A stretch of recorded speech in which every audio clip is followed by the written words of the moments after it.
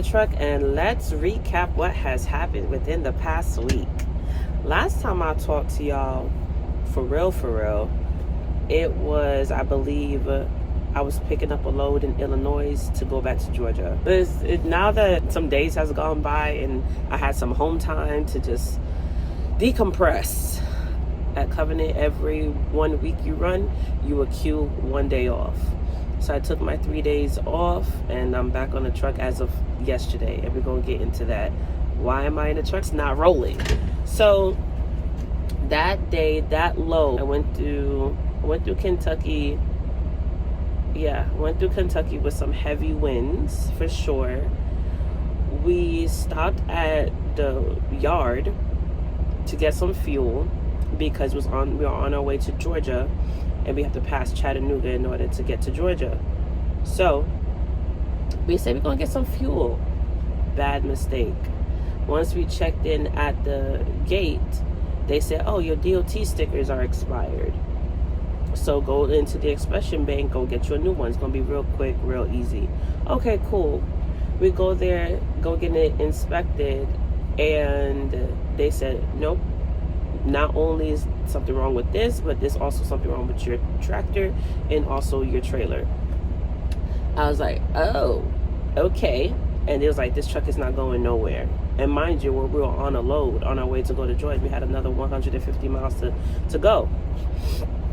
And it was like, yeah, y'all not going nowhere. You have to leave the truck and the trailer here. Mind you, we was already 2 days delayed from our home time. So this kind of magically happened, thank you Most High, naturally. So we had to leave the truck there. We had to be offloaded from that load and it given to somebody else, which was fine with us because at that point we were already annoyed for sitting in Illinois for 2 days. Layover pay was nothing. I think I got $6. I should have got more. I'm gonna have to talk to them about that because I don't think it's right that we're sitting for over 24 hours without a load and we only get $50. So yeah, gotta talk to them about that. Talk about I have to fill out a expense sheet for the expenses that I incurred while I was sitting for those 2 days. Gotta get clarity on that.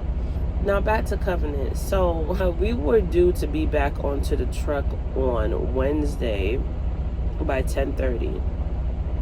When we left the truck on Saturday, we were under the impression that the repairs was going to take up to 3 hours. So we wasn't thinking that by the time we come back we was going to have any issues with getting into our truck and rolling.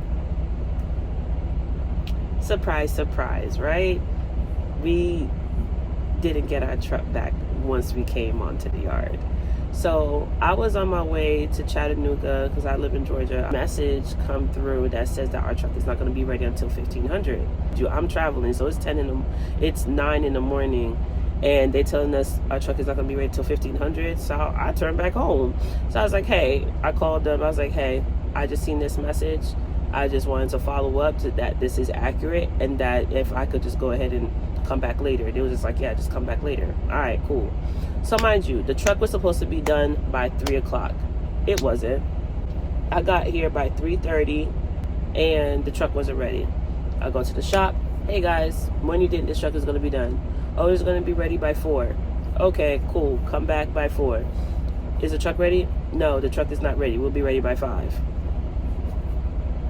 At this point, we're not going to get a load. Y'all dispatchers had already went home for the night. We're not going to be getting no load today, pretty much. So that squashed a day. So now we have up to 3 more days to at least get 1 load in. Today's being Thursday. Hopefully we could drop on Saturday.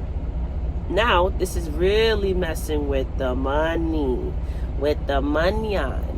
Because we were supposed to be here yesterday. The truck wasn't done in a timely manner. Granted, we know how truck shops work. They're not going to get you in and out like that. But if Our team knew that this truck was not going to be ready. Mind you, we come back on Wednesday. Y'all should have known that by Monday that truck was not going to be back on the road. Y'all should have let us know. They should have let us know. Hey, y'all truck is still in the shop.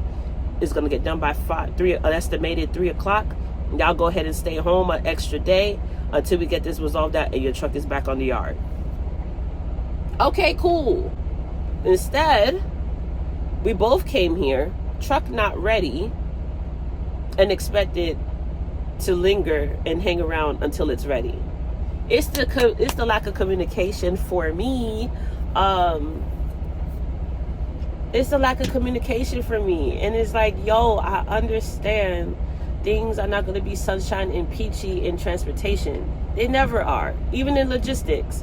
But communication goes a long way. When you guys know the earlier, let me know so we could plan. I was already here. I wasn't going to go back home. I mean, granted, 2 hours ain't really nothing, but still, being here and then going back home and then coming back in the morning, I ain't got time for that. It's too much. The way my sleep schedule is set up, I'm all over the place now. So I slept in the bunk. It was chill. My co-partner is not here yet. Our PTA is 10:30. It's already 10. So my company experience thus far has really been interesting. This is a confirmation I need to go the owner-operator route. Yes, we're owner-operator, you're responsible for your truck, but that's why it's important for you to have preventative maintenance in place. But all I have to do, or all my dispatcher has to do, is book me your load and I'm rolling. I ain't got to wait on nobody. I ain't got to wait for no truck in the shop. Give and take. Situations may happen. But the amount of delays and the lack of communication that has been happening within this company within a month is telling. So where are we currently right now? Currently right now, I'm waiting for my co-partner to arrive. I'm waiting for logs to call me back for a review. A log review, because something with platform science and this 14-hour clock that just continues running regardless what's going on is crazy to me. And just waiting for a load. And we're going to see if today is another dud. And if today is another dud, then I'll pick this back up in the morning. Because this is ridiculous. All in the efforts of trying to get financially debt-free. I'm just trying to get that financially debt-free, y'all. I just want to save up money so I could get my truck back on the road. That's the only reason why we're here at the company. And for more experience, of course. And for more experience. But, like my teacher told me, he was like, if you're going to do your owner-operated thing, go ahead and learn on somebody else's dime before yours. I understand that. I'm doing it. You'll be proud, Randy. But in the process of all the ups and downs that I've experienced within this month, there's pros and there's cons. The pros, I get to see the United States, different terrains, different, views that I would not have seen if I wasn't in a truck. The cons is being away from family, your sleep schedule, having a routine. If you're OTR, try to have some type of routine the best way you can. Try to have a routine. If your sleep is out of whack, it's not fun. I've experienced my sleep schedule be out of whack, and how I feel when I'm driving is not a joke. When transportation puts an emphasis on sleep, that is real. Like, really get your sleep. Truck, like, getting a little minute about of sleep. I had my first incident with the truck. I had went too far on that Illinois load. I didn't record it. I was just trying to get the hell on after, So in Illinois, while hooking up to a trailer, rookie mistake. I noticed and I realized, well, now I know that I need to lower my suspension of my fifth wheel, regardless of what trailer I'm hooking up to, because you never know if that trailer is too high or too low, whatever. Just lower your suspension. So I backed up, but I don't even know how I did this, but my fifth wheel went so back that the kingpin was in front of the fifth wheel. And I kept going back, and I had damaged the fairing of the passenger side. At that time, I had not been sleeping for a long amount of time. So, get your sleep. That will prevent you making mistakes in the long run. It was a very minor thing that happened, but get your sleep. I had not been asleep for very long because the 2 days of not having a load threw me off in my sleep schedule, because I'm used to driving 2, 3, 4 in the morning and being up until 3, 4, 5 in the afternoon. When all of this those load stuff had happened, that threw off my sleep. So yeah, get your sleep. That's like, seriously. Well, I also learned about my clock. When I first started driving, I would run out my clock. Just run it out. Make as much coverage as I can in one day. But I'm going to start just leaving about an hour on my clock. Because I do find myself getting tired around like anywhere between 8 and 10 hours. So I'm an adrenaline junkie, so I like to like push it. But leaving an hour on my clock is okay with me, because that will also be helpful. Some more time in my 70 hours, that will give me some time to get to where we need to get to if we need to use that extra time. Be aware of your hours, how much you're driving. Take into account how much miles you're driving in a day. On average, mine is about 544 miles that I'll drive in a day. It's just depending on the situation or whatever. I'm not here for the speeding. Never was a speeder. Never was. And plus, these trucks are governed at 68, no higher than that. Keep an eye on your logs. Make sure you log in off duty when you need to log off duty, on duty when you're on duty. Overall, light platform science for our ELD. But then again, not too much. I'm used to motive when I was doing my box truck. Seemed pretty more straightforward to me.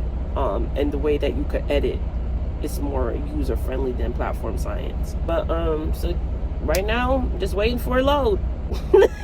Like we was last week. Just trying to be patient in this process. I'm not trying to be a jerk to anybody, but like the communication here and them getting, once you rolling, you rolling. But when you sitting, boy, you sitting. I have a financial goal that I'm trying to reach, and I'm trying to hold on. Y'all. This is my next set of 3 weeks. I do 3 weeks at a time because I do have a child, and I would like to get back to her in a timely manner. So I want to make sure I hustle when I hustle. So this is practically week 1. This is practically week 1 gone. So we have 2 more weeks. I ain't gonna say gone, but like we have Thursday, Friday, Saturday. But this week is practically gone and with no loads. Practically almost maybe 1 load. What that paycheck gonna look like, I don't know. But last week paycheck didn't look too bad. I'm just going step by step and weathering the storm as it comes, man. And being optimistic. We just got offered a load. What? There you go. Now I need my co-partner to show up. View y'all logs. Look at y'all logs and edit y'all logs. Like, if the other things is not accurate, make sure y'all edit them. Some ELDs will allow you to edit after you certify. In my experience, I've been able to edit before I certify, which is really interesting. All right, let's see what this load. We're gonna go pick up in Georgia and then deliver in Texas. I'm just waiting for my person to come. Like, deliver in Georgia, so that's not too far. This is my turn to drive right now up until 3, 4 o'clock. I'm gonna go pick up my food and then I'm gonna come back. I'm gonna go ahead and put this address into platform science to navigate so I can see how much miles. 145 miles. We should be there by 1:30 or whenever my co-partner arrives. 53 trailer. No, I'm going to Georgia. So yeah, y'all, we just got offered a load from Edwardsville, Georgia. I don't think I'm saying that right. To Texas.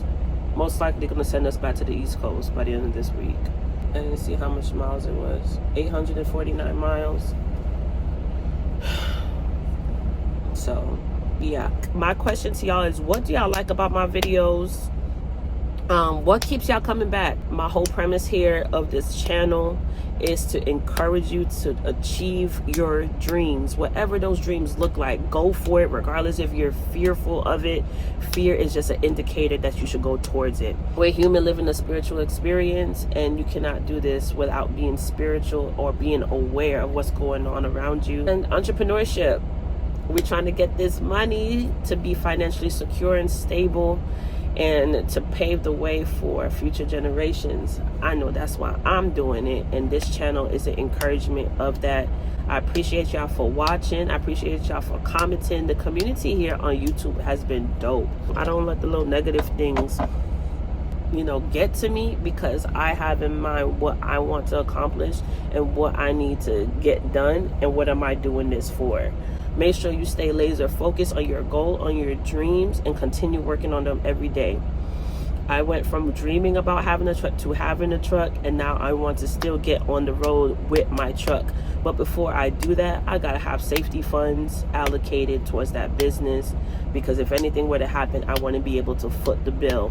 So I'm taking this company route in the meantime, in the efforts to get my dreams actualized.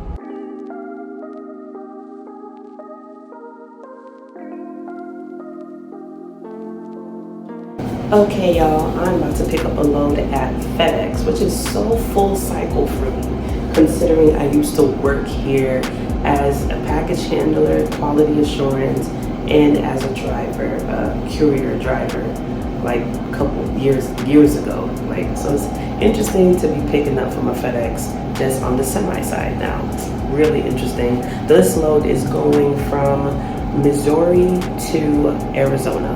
So come with me and pick up this load. Walking back here to get the seal. I got the BOL. Get the seal number back here.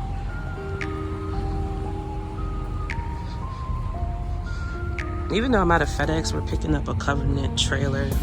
What's my seal number? Let's get this seal number.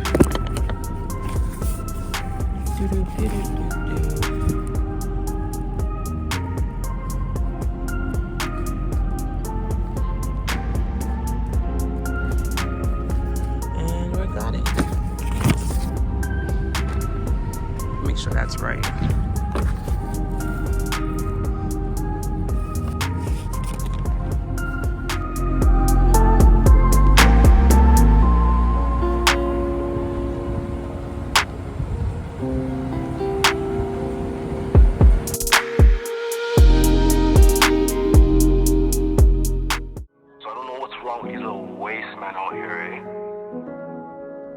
Y'all need to know yourself.